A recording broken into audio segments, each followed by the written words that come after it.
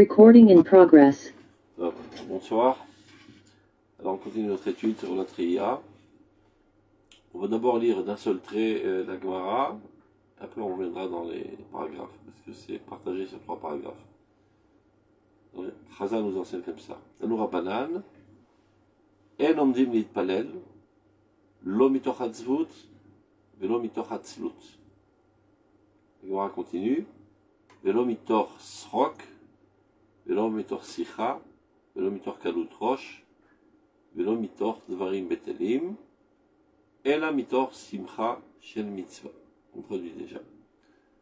Donc Chazal nous enseigne, on ne doit pas se tenir et prier, ni dans un état de tristesse, ni dans un état de fainéantise, ni suite à un éclat de rire, ni suite à une discussion, ni suite à une légèreté d'esprit, et ni suite à des paroles vaines, mais seulement suite à une joie de la mitzvah. C'est ce que la Gemara enseigne, on va voir ce que le Rav Kook explique. On y va. On reprend. Donc, Tanu Rabbanan, en omdim litpalel lo mitoch hazut velo mitoch hatzlut. Donc, on ne doit pas prier dans un état d'âme, ni de tristesse, ni de fainéantise. Atefila, tzricha shetif'al al kochot hanefesh, la'asok bemuskalot teorot, vel kochot haguf la'asok bema'asim tovim. La tefila doit avoir une action sur les forces de notre personnalité, de notre âme, afin de pouvoir acquérir, on va dire, des connaissances pures. Et sur les forces de notre corps, afin de faire des bonnes actions. Alken, c'est la raison pour laquelle il faut bien orienter, avant de commencer à prier, nos forces aussi bien psychiques que corporelles. Be'ofen, de manière, pour qu'ils puissent être dans un état, disons, de pouvoir recevoir l'influence parfaite de la prière. Donc, il faut empêcher à tout prix la tristesse.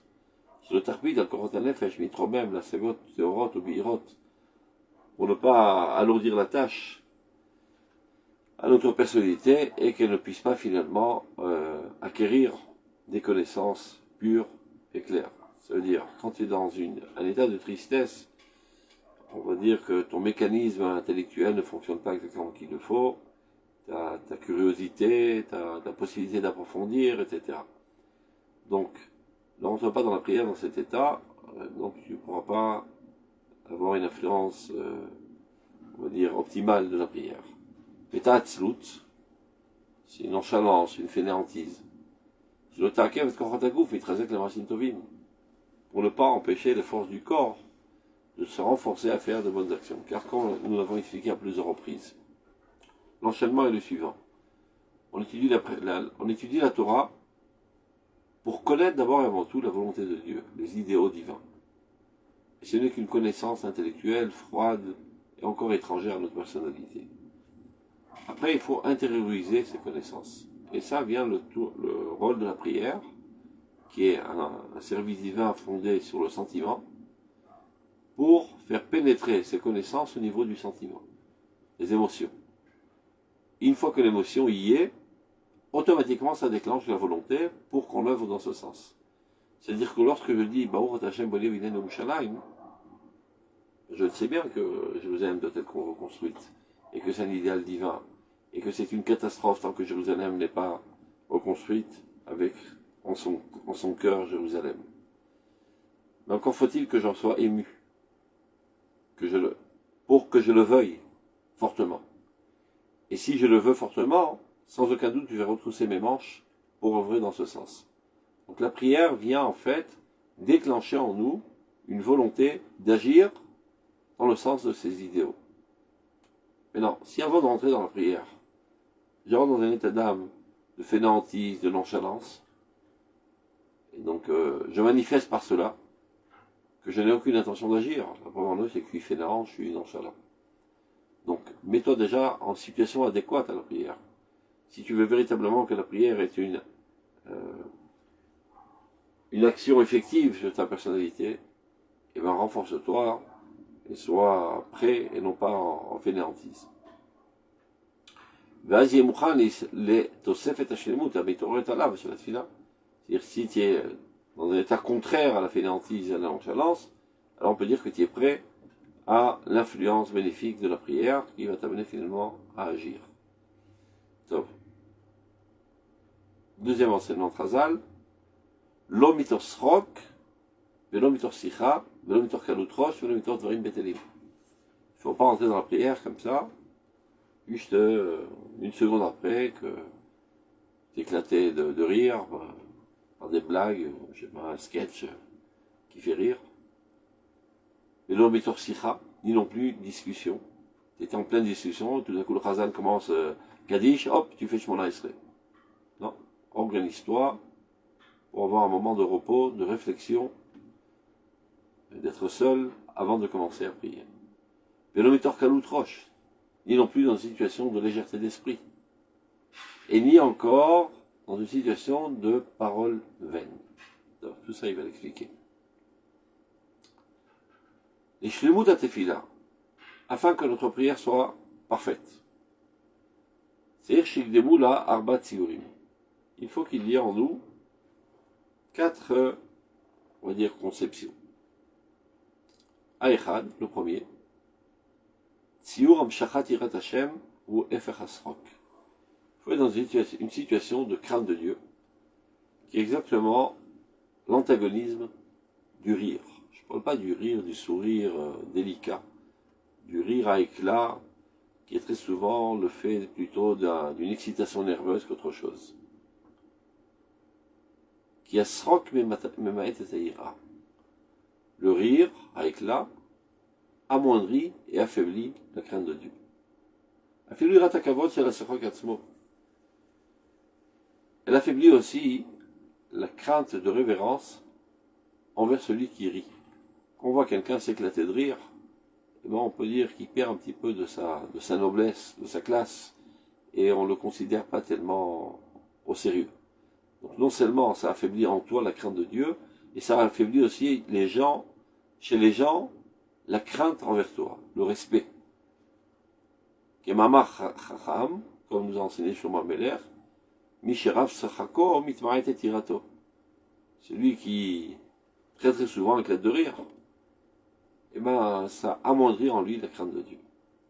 Donc c'est pas un état d'âme adéquat à la prière dans lequel tu dois rentrer avec une soumission et une crainte à Dieu.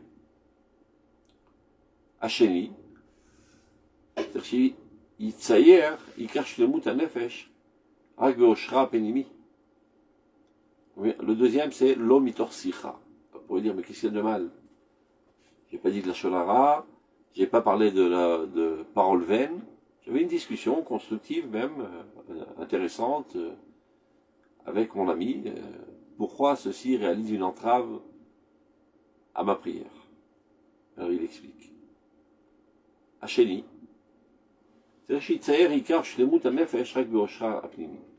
L'homme doit comprendre qu'il doit trouver son bonheur dans son intériorité, dans son âme. Pas besoin d'aller chercher ailleurs. C'est-à-dire en prenant conscience de sa valeur, de sa perfection, de son intériorité, de son âme, d'autant plus quand elle est en tout plaisir d'être en proximité de Dieu, et elle rayonne de lumière et de la sagesse et de la crainte de Dieu. Mais Alken, et c'est la raison pour laquelle, Biyot osher nefesh aprimi behegiona imatzma. Lorsque l'homme comprend que son bonheur le plus fort, disons, doit provenir de son intériorité, Yachik memenu le'et hatefila, matzav amore al kinyat hashlemut dafka mechutz l'nefesh. Donc il doit écarter de lui une situation qui manifeste le fait qu'il puisse acquérir sa perfection de l'extérieur. Qu'est-ce que ça veut dire? Lorsqu'on discute avec une autre personne, quand c'est une discussion constructive et bonne, etc., c'est dans une intention d'enrichissement mutuel. Moi, je transmets des informations, lui me transmet des informations, ça renforce l'amitié, tout ce que vous voulez, mais quoi qu'il en soit, c'est un enrichissement extérieur. Ce n'est pas aller chercher mon bonheur au plus profond de mon être, mais au contraire, aller m'enrichir d'un facteur extérieur. Chez eux, c'est le fondement même de la discussion, c'est la raison pour laquelle on discute. On va rechercher le bonheur chez les autres, et non pas chez moi-même. Alors que la prière vient mettre en évidence le fait que je fichat nefesh, de déverser mon âme. Donc, je dois être conscient que mon âme est très riche, est pleine de trésors, et là-bas se trouve toute la puissance de ma personnalité, et là-bas se trouve tout mon bonheur, et notre véritable paisibilité et satisfaction doit être de notre proximité à Dieu. Évidemment, on n'a rien contre l'enrichissement extérieur, mais il est secondaire. D'abord, avant tout, chercher son bonheur dans son autorité, en sachant que je fais ce qu'il faut, je suis sur les bonnes rails, et j'assume mes responsabilités, et je suis associé à Dieu à la construction de ce monde. Donc, dans mon intériorité, je trouve tout mon bonheur, et c'est ce que je vais tenter de faire dans ma prière, de déverser les aspects les plus précieux de ma personnalité. Donc, discuter juste avant, c'est un petit peu contradictoire avec cette compréhension. Parce que ça manifeste le fait que tu as besoin d'un enrichissement extérieur. Donc, l'omitor sicha. Après, c'était l'omitor kaloutroche. Kaloutroche, c'est une légèreté d'esprit. השלישית צריך שיסכים לקבוע הנהגתו המעשית כפי הכרת הציור המושלם ביראת השם. C'est-à-dire que l'homme doit prendre la résolution constamment de se comporter en fonction de ses conceptions. La conception de la perception de Dieu. Ça veut dire que si je comprends que le comportement X est le comportement souhaitable, eh ben je me comporte de manière X et pas de manière Y. Donc je prends très au sérieux mes conceptions. Je prends très au sérieux ma cervelle, mes kitsour. C'est comme ça que l'homme devrait agir. C'est-à-dire, quand tu étudies la Torah, c'est pour te remplir la tête des véritables valeurs idéales divines, afin que finalement, tu te comportes à la lumière de ces valeurs. Mais la reine imna mais roche. C'est la raison pour laquelle, qu'avant de prier, et comme on a expliqué, la prière vient, en fait, déclencher le sentiment pour qu'il déclenche la volonté, ça veut dire l'action. Donc ne fais pas quelque chose qui va exactement de manière contraire à ceci. Kaloutroche, légèreté d'esprit. C'est quoi une légèreté d'esprit? Quelqu'un qui se comporte n'importe comment. Non pas en adéquation avec les valeurs auxquelles il croit, un certain laisser-aller. Il se comporte n'importe comment. Et tu viens prier. C'est-à-dire que tu prends au sérieux la volonté de Dieu, et tu as l'intention de l'intérioriser dans le sentiment, pour que ça déclenche ta volonté, et que tu agisses dans ce sens. Et justement maintenant, une seconde avant la prière, tu manifestes combien tu ne prends pas au sérieux tes valeurs, puisque tu te comportes exactement de manière contraire aux valeurs auxquelles tu crois. Donc ta prière n'a pas de sens. La reine imna mais kaloutroche. De manière générale, il ne faut jamais être en kaloutroche. Mais à plus forte raison à l'approche de la prière. Qui est saute kaloutroche. Il faut de frappe là. Je mets de l'ordre, c'est déjà. Le fondement même de la légèreté d'esprit.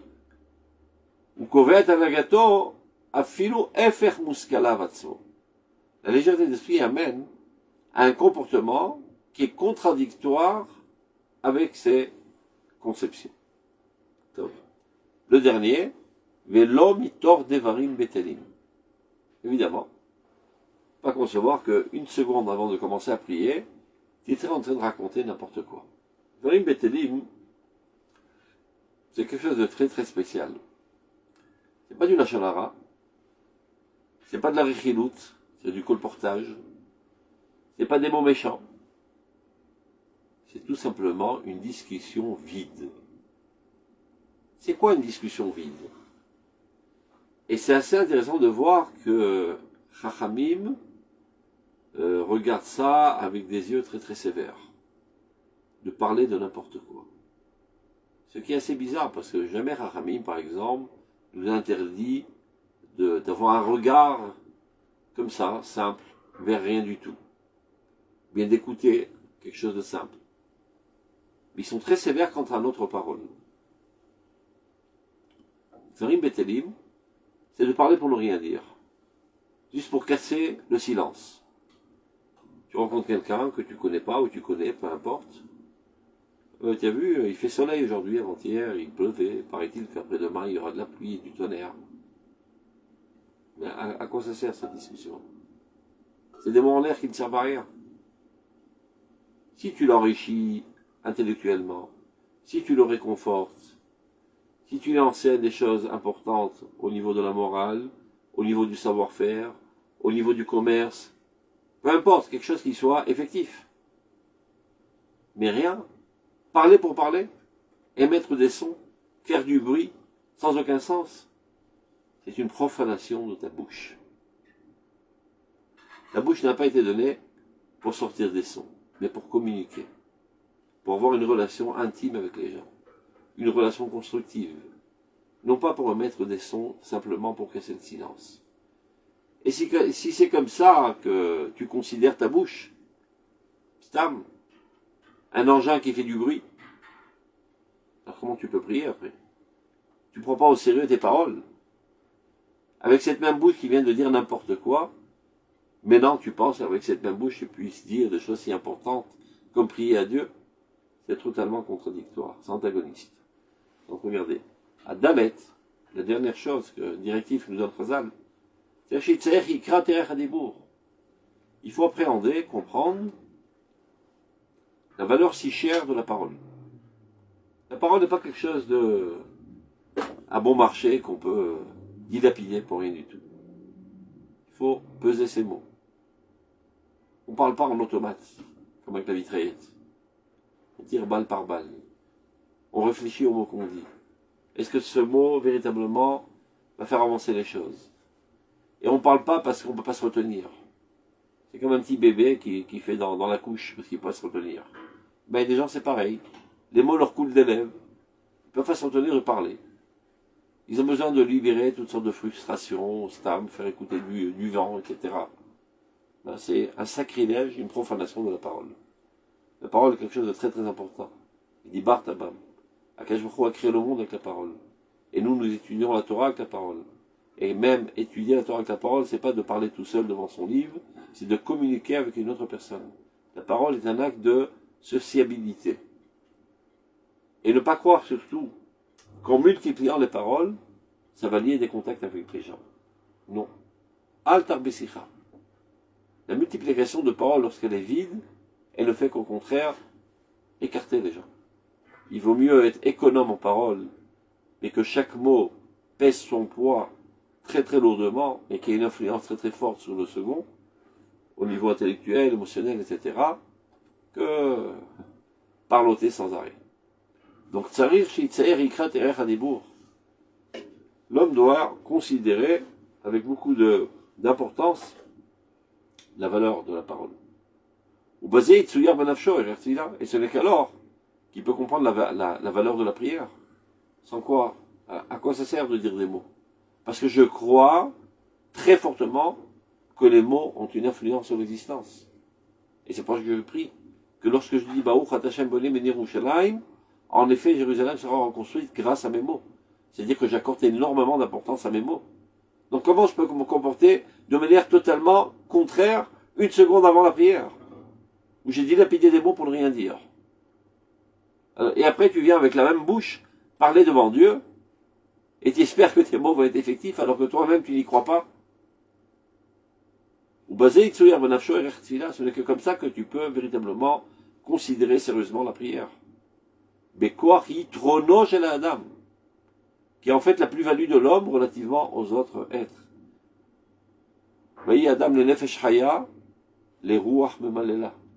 L'homme est devenu une âme vivante, Unkelus est traduit un esprit qui parle. Ça veut dire, la plus-value de l'homme relativement aux autres créatures, c'est qu'il parle. Et parler, comme j'ai dit tout à l'heure, c'est pas émettre des sons, c'est de communiquer, faire passer des pensées importantes, constructives, réchauffantes, encourageantes, etc. C'est la raison pour laquelle, qu'avant de commencer à prier, de manière générale, il ne faut jamais parler de Dvarim Betelim, à plus forte raison, en proximité avec la prière. Une seconde avant la prière. Donc tu vois des gens, ils sont en train de papoter, à dire n'importe quoi, et en plus dans la synagogue, c'est ça le pire, sacrilège, profanation de ce lieu saint, et voilà, tout d'un coup il arrive le Chazan, Yitkada, Shemeraba, il commence à dire Amen. Mais calme-toi mon pote. Tu vois qui tu as affaire? C'est une bande de clowns. D'abord qu'ils arrêtent de parler, qu'ils réfléchissent, qu'ils se concentrent, qui accordent de l'importance à leur bouche en ne papotant pas, et ce n'est qu'alors qu'ils peuvent rentrer dans cette ambiance, dans cette sphère de la prière.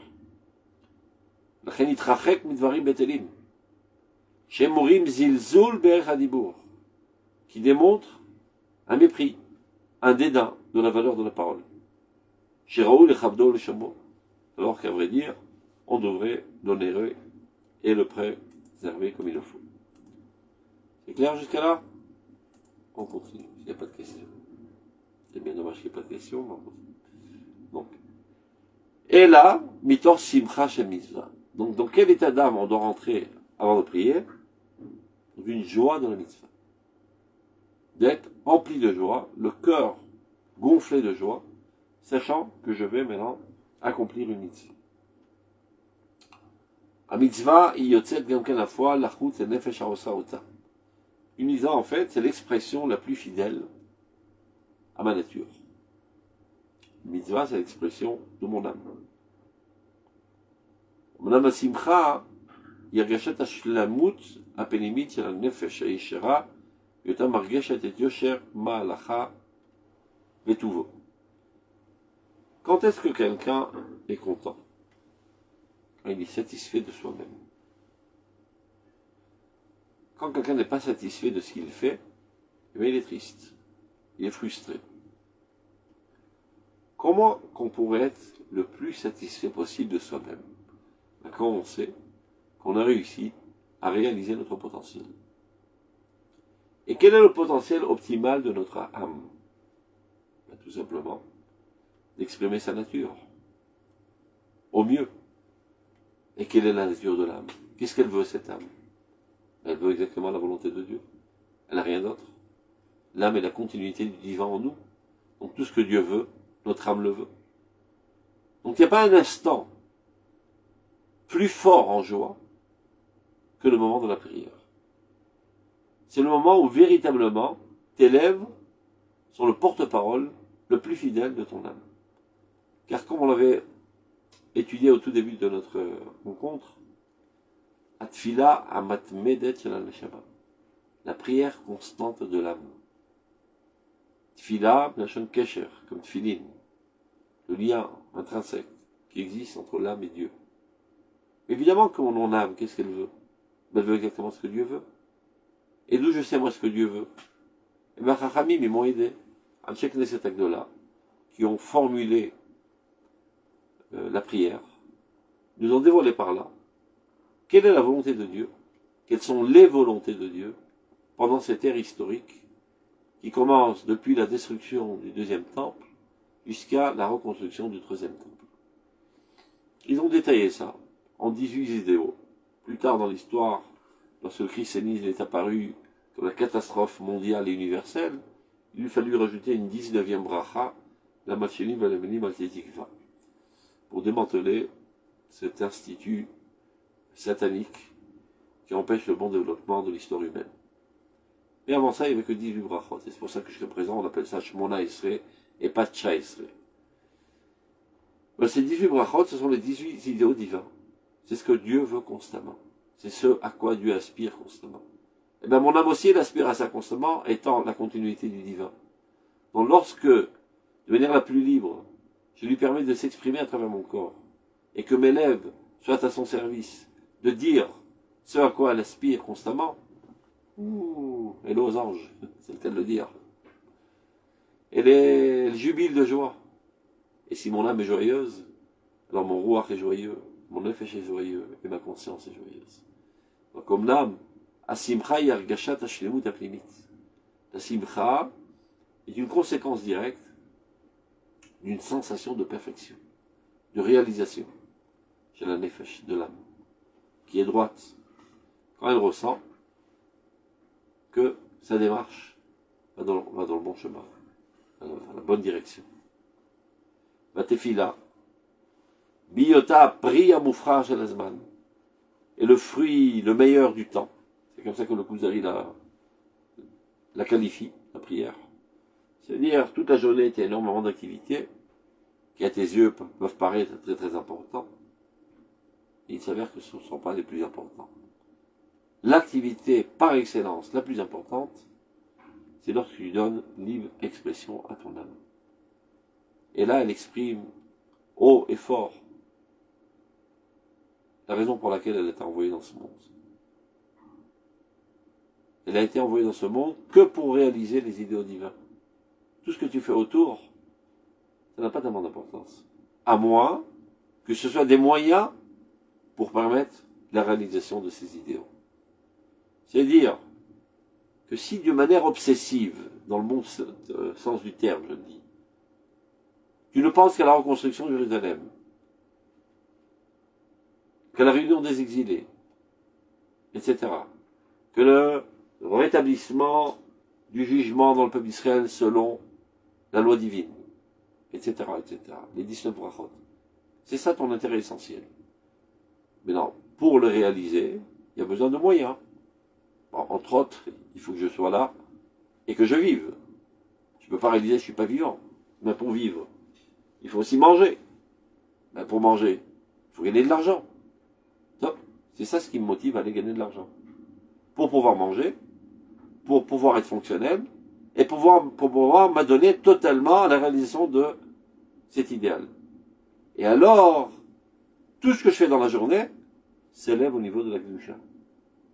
Si telle est l'orientation de ma vie. Maintenant, si c'est le contraire, et que je pense que l'objectif de ma vie, c'est de gagner des sous, et pour gagner des sous, il faut que je sois en pleine forme. Alors pour être en pleine forme, il faut que je mange. Et il faut que je dorme. Mais l'objectif, c'est de gagner des sous. Et que puis-je faire? J'appartiens au clan de religieux. Je dois gaspiller 3 fois par jour des récitations de textes qui me prennent la tête dans un lieu de prière. Bon, mon pote, ta prière ne vaut pas grand-chose. Ce n'est pas que de manière artificielle, tu dois te démonter la mâchoire, dire des textes antiques à contre-volonté et contre-nature. C'est exactement le contraire. Toute la journée, tu dis, mais quand est-ce qu'on prie? Quand est-ce que je peux retourner à l'essence de ma vie? À l'objectif essentiel pour lequel je suis venu? À ce qui véritablement me rend joyeux? Moi, je suis obligé de faire les choses. Parce que je suis quelqu'un de responsable. J'ai une famille, j'ai des enfants, je dois les nourrir. Je suis responsable d'une entreprise. Il y a des gens qui travaillent chez moi, je dois assurer leur paye à la fin du mois. Tout ça, je suis obligé de le faire. Et je le fais au mieux et très sérieusement. Mais j'ai pas une satisfaction, disons, au plus haut. Je le fais parce que je dois le faire. Et quand je prie, alors là, je m'occupe de l'essence du monde. De l'orientation essentielle du monde. Et je ne prie pas seulement pour prier. Je prie pour intensifier davantage cette volonté d'agir dans ce sens. Parce que je risquerais de partir en perdition. À force d'avoir toutes sortes d'activités autres, je pourrais croire que les autres activités sont l'essentiel et de m'y adonner de tout cœur et de toute âme toute ma vie. Non, je remets les pendules à zéro. L'essentiel, Adachonen Adandad, Ashivino Vinotoratecha, Barech Alenu, Shiva Shoftenu, Bone Binen Ushalayim, Bekaves Itram Israël, etc., etc. Ça, c'est l'essentiel. C'est la raison pour laquelle je suis venu dans ce monde. Donc au moins 3 fois par jour, je me rafraîchis la mémoire. Et je réintensifie à nouveau ces volontés pour que j'agisse. Et à travers toutes mes activités, c'est ça ce que je recherche. Si déjà je travaille, eh ben je travaille au mieux pour développer la branche informatique de l'État d'Israël, qui est la plateforme réelle politique du dévoilement de Dieu dans le monde. Et je ne travaille pas pour gagner de l'argent. Je travaille pour développer l'État d'Israël, qui est la plateforme réelle politique du dévoilement de Dieu dans le monde. À côté de ça, il faut bien que j'ai une paye pour être écarté de tout souci et pour pouvoir m'adonner totalement à cette activité. Alors si comme ça tu vis, Bechol derachecha daim. C'est ça que veut dire le pasouk. Connais Dieu dans tous tes chemins. Et c'est très important d'expliquer que veut dire ce pasouk. Il y en a qui pensent que ça veut dire Bechol derachecha daim. Quoi que tu fasses, eh ben murmure des Mishnayot. Quand tu es en train de conduire, c'est dommage, il a perdu du temps. Eh ben murmure des Mishnayot. Tu cueilles des oranges, récite des Mishnayot ou des chapitres de Télim. Donc tu vis en dichotomie de ta personnalité. Tu es dans une activité X et ta tête se trouve à Y. Non, dit le Rav Kook. Bechol derachecha, dans tes chemins cherche Dieu. Dans cette activité cherche Dieu. C'est-à-dire élève cette activité à la hauteur de l'idéal général du monde entier. Et comprenant qu'un État ne peut pas exister sans toutes ses branches d'activité, et un partage des corvées chacun selon ses affinités, eh ben mon rôle dans ma vie, c'est de renforcer la branche informatique. Et l'autre, la branche de la médecine. L'autre, la branche de l'agriculture. L'autre, la branche de la sécurité. Et l'autre, la branche de la spiritualité de la nation, de la morale de la nation. Chacun son activité en fonction de ses affinités, mais tous nous sommes là pour amener l'État d'Israël à être le royaume d'Israël, duquel va émaner la morale divine dans le monde. Si c'est ce à quoi tu penses constamment, tu es constamment en tfila. Des fois tu es en tfila en parole, des fois tu es en tfila en action. Mais ta pensée est toujours orientée vers exactement le même objectif.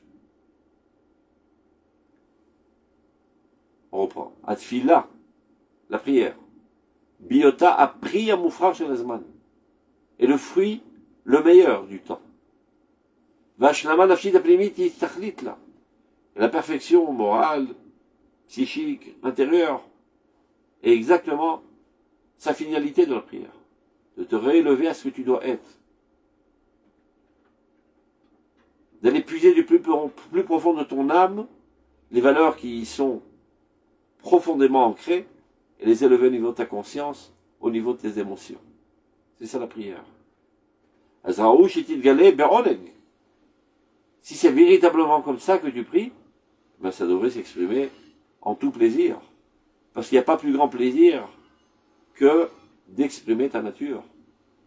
Le pire des malheurs, la pire des frustrations, c'est l'incapacité d'exprimer tes potentialités. Et quelle est la potentialité essentielle de l'âme? Ben, tout comme Dieu. Dieu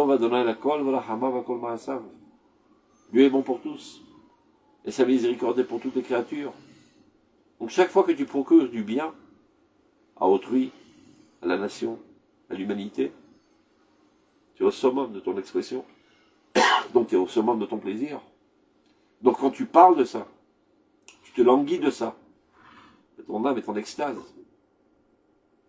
Et si tu n'es pas en extase, eh bien sache que tu n'as pas réussi à prier. C'est un baromètre. La prière est aussi un baromètre de savoir où on s'en trouve. Si la prière pour moi c'est une prise de tête, c'est quelque chose qui m'embête, c'est une corvée de plus à assumer par jour. Ça prouve tout simplement que je ne me trouve pas dans cette sphère. C'est pas ma sphère naturelle. La sphère est bien plus basse. Non, c'est pas une raison de se suicider. Juste à un état des lieux.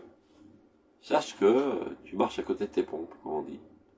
Tu es à côté de la plaque. Tu penses être en proximité de Dieu parce que tu fais toutes sortes de mitzvot et tu prends la meilleure cacheroute du monde. Et à Pessah, tu fais très attention à nettoyer, tout est fait tout avec toutes sortes de produits chimiques, etc. Et tu y adonnes de toutes tes forces. Tout ça, c'est de la technicité. Où se trouve ton cœur? Où se trouve l'orientation essentielle de ta vie? C'est en fonction de ça qu'est évaluée ta valeur. Parce que être proche d'une personne, ce n'est pas une proximité géographique, ni encore une activité similaire. Une proximité de cœur. Nos cœurs sont ensemble. Nos objectifs sont communs. Nos affinités sont les mêmes. Nos volontés sont identiques. Et bien de même avec Dieu. Proximité de Dieu, c'est pas parce que je rentre à la synagogue, géographiquement, je suis dans Dieu. Et ma tête est autre part. Et c'est pas parce que je fais toute autre action de laquelle j'ai été ordonné dans le Shulchan Aruch que je suis déjà proche de Dieu. Non.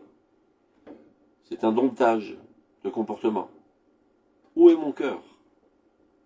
Où est l'orientation? Où est l'intérêt essentiel de ma vie? Verachaman Ali Babaï. Le Kadosh Baruch Hu veut d'abord et avant tout le cœur. Le centre d'intérêt de ma vie. Et donc si véritablement, lorsque je traite de ces sujets, qui sont la vocation de ce monde, qui sont l'expression la plus intense de la volonté de Dieu dans ce monde, ça me fait ni chaud ni froid. Ça prouve que j'appartiens pas à cette sphère encore. Donc j'ai pas mal de boulot sur la planche pour me hisser à cette sphère. Donc c'est un bon exercice à faire à la fin de toute prière. Je viens de terminer mon Shemona Esrei. Maintenant je suis avec moi-même, personne ne me regarde. J'ai pas peur des caméras. Et je m'auto-analyse. Est-ce que lorsque j'ai dit ces phrases-là, si Bichlal, je me rappelle de ce que j'ai dit et que j'étais concentré avec ce que je disais, ce matin ne se trouvait pas autre part. Mais supposons que j'ai réfléchi et que j'étais concentré et j'ai fait attention à tout ce que j'ai dit. Est-ce que véritablement ça m'intéresse? Est-ce que véritablement ça gonfle mon cœur de joie? Eh bien, sincèrement, non. Par contre, je sais pas, on me dit, viens ce soir, on va s'éclater au resto avec des steaks sanglants. Oula, je flippe. Top, alors tu as un steak.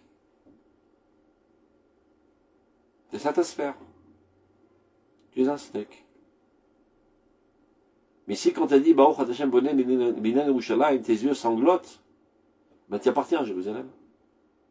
Tu appartiens au Beth Amikdash. Tu appartiens à un des idéalistes de Dieu qui fait avancer cet idéal dans le monde. C'est ça ton véritable niveau.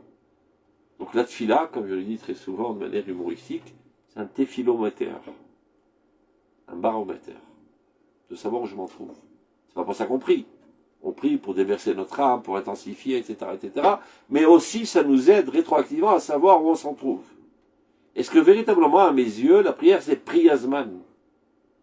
C'est le point culminant de la journée. Il y en a pour qui le point culminant de la journée, c'est la table. Quand est-ce qu'on mange? Ils vivent autour de leur montre selon les repas. Alors il y a le petit-déj, il y a le déjeuner et le repas du soir. Ça, c'est l'essentiel de la vie. Non, il faut gagner de l'argent pour se mettre à table. Il faut aussi aller prier pour que Dieu nous envoie de l'argent pour qu'on puisse se mettre à table. On a inversé toutes les valeurs. On transforme le moyen en objectif. Après, on se dit être religieux. Nachon, malheureusement, tu n'es qu'un religieux. Ça veut dire qu'il adhère à des comportements bizarroïdes avec lesquels tu ne ressens aucune affinité.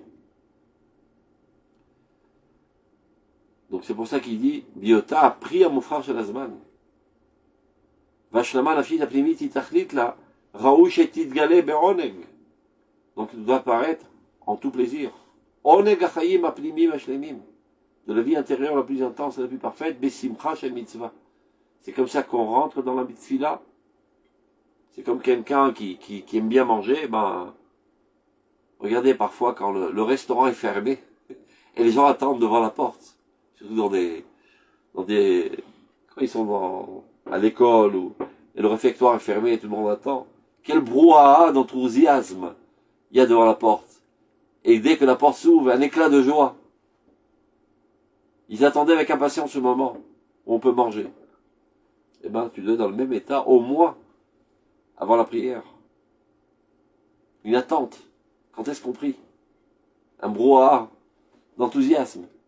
Et lorsqu'on commence, la salive commence, on se met au repas divin. Mon âme va déguster la divinité. Raoul le chabdo et le chameau. Donc c'est un temps de besimcha shel mitzvah. C'est dans cet état d'âme qu'on doit arriver à la prière et être pendant la prière et être après la prière.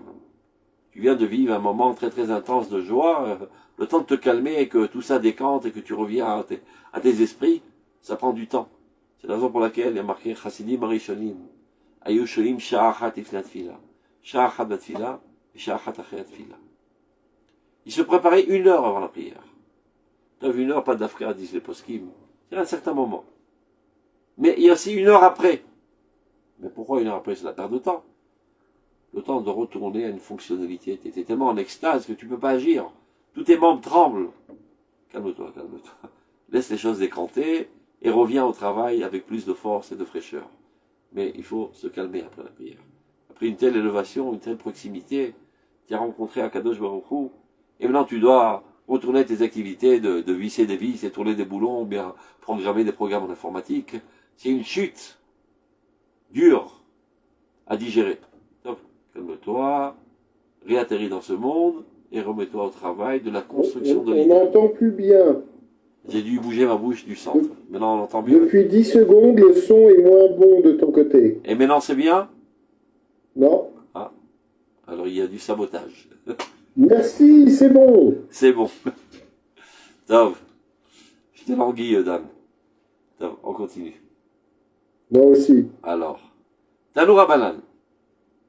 Tout est clair, il n'y a pas de questions? C'est Barban qui n'a pas de questions, vous savez. Un petit peu de miséricorde envers moi. Alors, on continue. Tanoura Banane. Amit Palel, Tzarich Yichaven et Libo Lashamayim. Celui qui prie, il ne suffit pas seulement de comprendre les mots et d'être concentré sur les mots. Il faut aussi une kavana générale. Je m'oriente vers Dieu. Je me mets en disposition psychique et une soumission devant Dieu. Donc il y a 2 kavanotes. Il y a une kavana, une intention ponctuelle de comprendre les mots, et une autre kavana plus générale, qui est constante. Je me tiens devant Dieu. Donc mettons-nous à la hauteur. Abba Shaul Omer, Siman Hadavar Tachin Libam Takshiv Oznecha. Quel est le signe de cela? Où c'est marqué? Tachin Libam Takshiv Oznecha. Alors là, on ne comprend plus, parce que je traduis mot à mot, ça donne prépare leur cœur et ton oreille écoutera. De qui s'agit-il? À qui on parle? C'est Dieu. On demande à Dieu, prépare leur cœur et ton oreille écoutera. Et c'est pas ce qu'on vient de dire. On doit dire que moi, je dois me préparer. Moi, je dois orienter mon cœur à Dieu. Et là, il y a marqué, toi, Dieu, prépare leur cœur afin que tes oreilles écoutent. C'est-à-dire afin que, finalement, leur prière soit exaucée. On ne comprend pas exactement comment ce pasouk vient appuyer ce qu'on dit Chachamim, Tanoura Banane, l'ami de Palel, celui qui prie, Chaven et Libo. Lui doit orienter son cœur à Dieu. Il va expliquer. Yesh Kavana Pratit. Il y a une intention, on va dire, particulière, ponctuelle. C'est-à-dire de comprendre le mot que je suis en train de dire, la phrase que je suis en train de dire. Shi Kavana Pirush Amilot Vainalim. C'est-à-dire de me concentrer à comprendre les mots et les thèmes que je suis en train de dire et de développer maintenant. Ça, c'est la Kavana Pratit. Veyesh Kavana Klalit. mais il y a aussi une pensée, une concentration générale. Shikavanat Alev, Bigdulat Hashem Yitbarach. Ça veut dire, avant de prier et pendant que tu pries, pense constamment à la grandeur infinie de Dieu. Veromemut Nefesh, Areuyala. Et aussi, prends conscience de la grandeur de ton âme qui est adéquate à cet événement. Ça veut dire que si tu étais quelqu'un de totalement nul, on ne pourrait pas te demander de venir à la rencontre de Dieu. Si Dieu te demande de venir vers lui, c'est parce que Dieu évalue que tu es à la hauteur de venir vers lui. Donc renforce-toi dans ta comment dire ça en français, bitachon atzmi, ta confiance en toi, ta valeur. Je suis apte à cet événement, à cette rencontre. Donc, Gdulat Hashem Yitbarach, la grandeur de Dieu, Veromemut Nefesh, la hauteur de mon âme, Areuyal, qui est adéquate à cet événement, à cette rencontre avec Dieu. À l'aider à Ora Beroshem, car elle est éclairée à la lumière de Dieu, mon âme. Ça, c'est quelque chose de très important de savoir. Il y a marqué Simcha vetuv levav. Ce sont deux choses différentes. Il faut servir Dieu besimcha ou betuv levav. La preuve en est, c'est que toutes les klalotes, toutes les malédictions découlent du fait Tahat asher avatat asher lecha bisimcha vetuv levav. C'est-à-dire que tu as servi Dieu, mais sans joie et sans tuv levav. Bonté de cœur. Qu'est-ce que ça veut dire? Ce sont deux choses totalement différentes. Simcha, ben mon cœur est gonflé de savoir que je m'adonne à un idéal si grand. D'être au service de Dieu, de réaliser l'idéal divin. Alors ça gonfle les voiles de mon cœur. Il reste à savoir si je suis confiant en moi-même. De savoir, est-ce que véritablement je suis à la hauteur de ce projet? Ben ça, c'est deux choses différentes. Il faut d'abord comprendre la grandeur de Dieu, et alors tu t'emplis de joie d'avoir le mérite de participer à une épopée si grandiose. Mais après, il faut apprendre ta propre grandeur. Combien tu es important aux yeux de Dieu. Et combien objectivement tu es grandiose. Sans quoi, ça colle pas.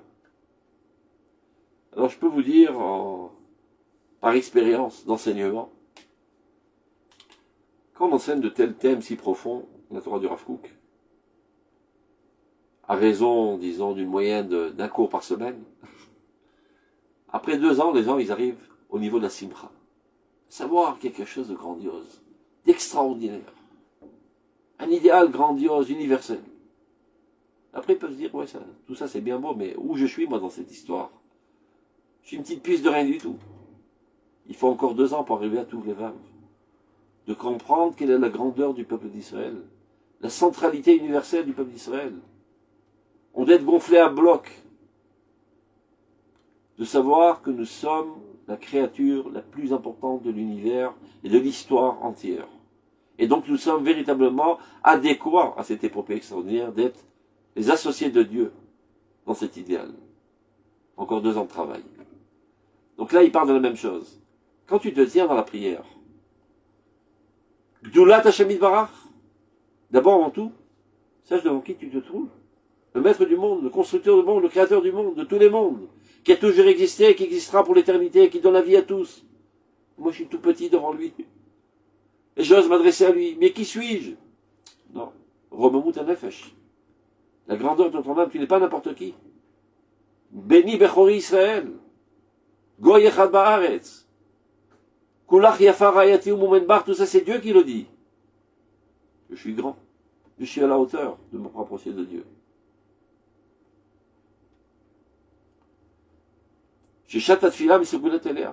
Et le moment de la prière est exactement adéquat à ces deux perceptions.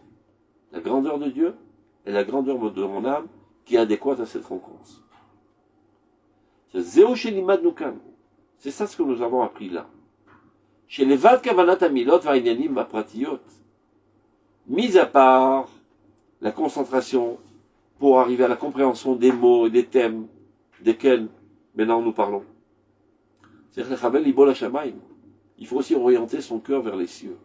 Élève-toi à cette sphère avant de commencer à prier. Déconnecte-toi de ton environnement. Tu ne peux pas prier, encore rester dans les choses qui sont dans ta sphère journalière. Élève-toi à une autre sphère. Sache que tu rentres maintenant dans le château du roi.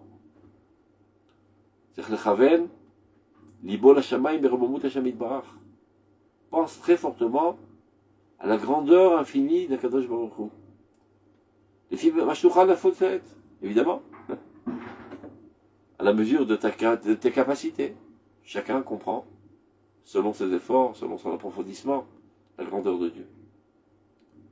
Donc, à l'aider Zichron Hashem Yitbarach, Vegdulato, Titromem Anefesh Shemut Tachlit Atzilat. Ça veut dire, plus tu te souviens, plus tu t'approfondis dans la grandeur de Dieu, plus cela t'élève. Tu te mets à la hauteur. Imagine, je vais vous donner un exemple. On te dit demain, tu vas rencontrer le plus grand sadique du monde. Il sera totalement pour toi pendant 10 minutes. Bon, tu débarques pas avec avec des habits sales et avec des comportements vils, etc. Tu te prépares déjà un mois à l'avance. Tu vois migvé, tu fais tchouva, tu prends une bonne douche, tu fais attention à tes mots, tu prépares exactement qu'est-ce que tu vas lui dire pendant ces 10 minutes pour maximaliser, optimaliser chaque seconde, etc. Et c'est quoi un tzaddik relativement à Kadosh Baruch Hu? Sache devant qui tu vas te tenir. Le fait même de savoir que tu vas te tenir devant Dieu, déjà, ça te prépare à une élévation et ça t'élève. Donc, le souvenir de Dieu, la pensée de Dieu nous élève à la hauteur de cette sphère. Lorsqu'on se souvient de Dieu et de sa grandeur, l'âme s'élève à sa perfection. Et si l'âme s'élève, alors évidemment, maintenant, elle est adéquate à ce que sa prière soit exaucée. Car nous l'avons expliqué à maintes reprises.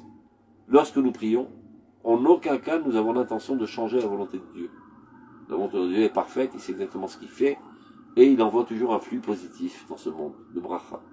Le fait que nous, on ne voit pas la bracha apparaître dans ce monde, c'est parce que nous, on obstrue cette bracha. Parce que nous ne sommes pas à la hauteur d'être un réceptacle pour cette bracha. Parce que nous avons toutes sortes d'entraves au niveau de nos vertus, au niveau de nos sentiments, au niveau de nos compréhensions, au niveau de nos comportements. Tout cela réalise des écrans qui empêchent la bracha de Dieu d'apparaître dans le monde à travers moi. Mais si je m'élève, si je me purifie, si je m'ouvre, eh bien la bracha apparaît. Et donc la prière est exaucée. Maintenant, quand je pense à Dieu, sérieusement, et je ne rentre pas n'importe comment à la prière, je me prépare à la prière. Je m'attends très impatiemment à cette rencontre avec Dieu, avec la grandeur infinie de Dieu. Ça m'élève. Ça me purifie. Ça me rend plus noble. Donc je suis ouvert. Et donc la prière est exaucée.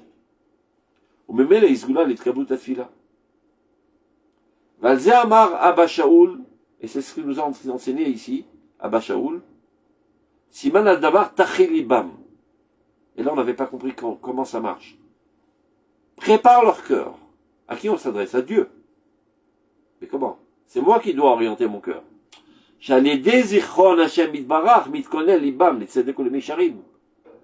Parce que lorsqu'ils pensent à Dieu, ils s'élèvent à la hauteur de Dieu. Et donc, leur cœur maintenant est prêt. Et donc, et donc la prière sera exaucée. Donc il s'avère, quel est le facteur qui a entraîné mon élévation? C'est le fait que je pense à Dieu. Donc l'objet de ma pensée, c'est Dieu. Donc de fait, c'est Dieu qui m'a élevé. Puisque lorsque je pense à lui, je m'élève, tant bien que mal, je m'élève vers lui, disons, donc je grandis. Donc le facteur essentiel qui a déclenché cette élévation, c'est Dieu. Le fait que j'ai pensé à lui, ça m'a fait grandir. Donc c'est pour ça que le passage qui dit Tachelibam. Toi, Dieu, tu prépares leur cœur. De quelle manière? Par le fait qu'ils pensent à toi, ils s'élèvent dans cette sphère. Et alors ça amène à Takshiv Oznecha, à ce que son oreille soit attentive à la prière et qu'on soit exaucé.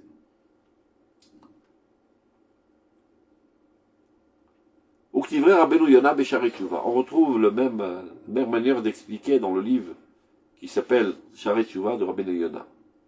À la Pasouk. Un Pasouk aussi, comme ça, qui est un petit peu complexe. Bashem itzdeku vit hallelu kol zera Israël. Qu'est-ce que ça veut dire? Bashem itzdeku, par Dieu, ils deviendront justes et seront merulalim, meshubachim. C'est-à-dire ils seront meilleurs, tous les enfants d'Israël. Bashem. Par Dieu, ils seront plus justes et ils seront améliorés. Comment ça marche? Chez Zichron Hashem Itbarach, le fait qu'on se souvienne de la grandeur de Dieu, mais vie amène à ce que, chez Zera Israël, tu penses à Dieu, tu penses à la grandeur de Dieu, automatiquement tu t'élèves à la grandeur. Donc la pensée divine t'élève. Quand tu penses à Dieu, quand tu penses à des idioties, tu deviens idiot. Tu penses à des combines, tu deviens un combineur. Tu parles avec des idiots, tu deviens idiot. Tu rentres dans une sphère de gens qui sont mafionnaires, ben tu deviens mafionnaire. Mais quand tu es en proximité d'un très grand sadique, avec une noblesse extraordinaire, des idéaux très très très purs, etc., eh ben tu es imbibé de sa personnalité, quand tu vis dans sa proximité. À plus forte raison, à 1 milliard de fois plus grande, quand tu te rapproches de Dieu, qui est la source de toute perfection, de toute grandeur, de toute noblesse, de tout idéal, etc. Donc, la pensée dirigée vers Dieu te rend plus tzaddik, te rend plus mehoulal, plus meshubach. C'est comme ça qu'explique Rabbi Yona, exactement comme l'explique ici le Rav Kook dans notre pasuk Tachinibam. Grâce au souvenir de Dieu, leur âme s'élève. L'école Mida Tova, à toute bonne vertu, toute vertu. L'école Kisharon Maaseh, toute capacité d'agir dans le bon sens de Chochmat Lev, et l'intelligence du cœur. Dans la Torah, on appelle l'intelligence dans le cœur, et pas dans la cervelle. Parce qu'il ne suffit pas savoir seulement d'emmagasiner des connaissances dans la mémoire, encore faut-il les vivre. Chez nous, Chacham, c'est Gamatria Chaim. Il n'y a pas chez nous un sage, un intelligent. On ne considère pas quelqu'un d'intelligent, quelqu'un qui a beaucoup de connaissances dans la cervelle, mais quelqu'un qui vit ses valeurs, qui vit ses idéaux pleinement. Donc Chacham, c'est la même Gamatria que Chaim. Donc c'est pour ça que la Torah dit Chochmat Lev. La Chochma est dans le cœur. C'est-à-dire il a fait décanter les connaissances au niveau du sentiment qui déclenche la volonté finalement.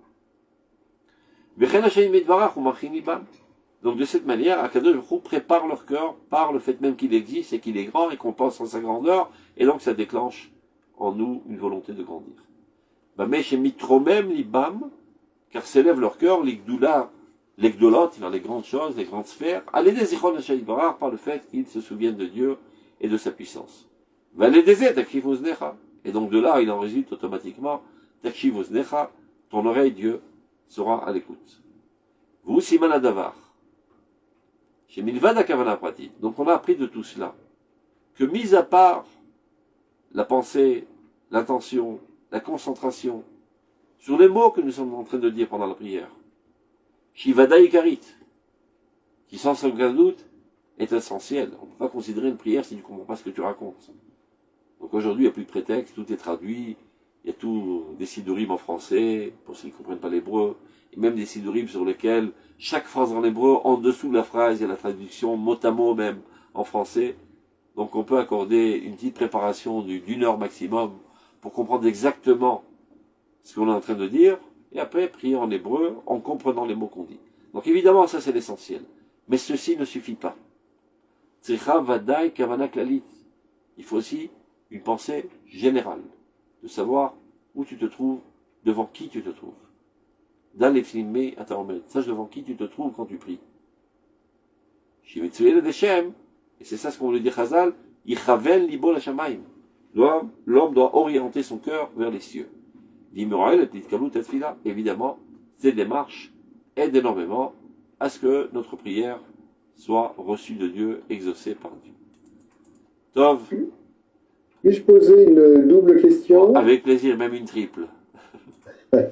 Merci beaucoup. Tu as évoqué tout à l'heure Srok, en disant que c'était voilà, le rire qu'il ne fallait pas. Le ricanage. Ah, joli.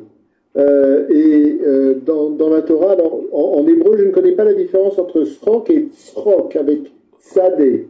Non, c'est pareil. Parce que Sarah, elle a appelé son fils Yitzhak parce que justement, elle a ri. Donc il y a ce qui s'appelle Batsrok, la fille du rire. C'est un sourire qui exprime une satisfaction profonde. Mais quand tu ris à éclat, c'est une réaction nerveuse. Je te dirige vers le livre de Henri Bergson sur le rire. Qui explique, je n'ai pas lu ce livre, on m'a juste décrit de quoi il parle. Alors il explique en fait que c'est une réaction nerveuse. J'explique. L'homme, dans son essence la plus profonde, est un homme libre. Et donc lorsqu'il est témoin d'un événement qui démontre, qui manifeste la non-liberté de l'homme, il repousse ça des deux mains. Alors j'explique. Et ça, les clowns savent le faire parfaitement.